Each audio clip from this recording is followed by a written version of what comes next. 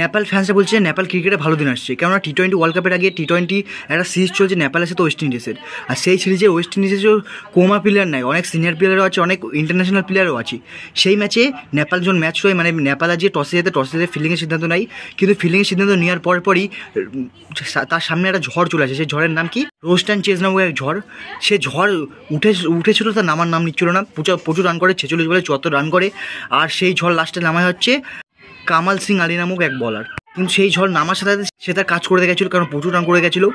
আর নেপালকে target দিয়েছিল হচ্ছে 205 run, 204 করে 205 রান ওয়েস্ট ইন্ডিজ নেপালকে টার্গেট দেয়।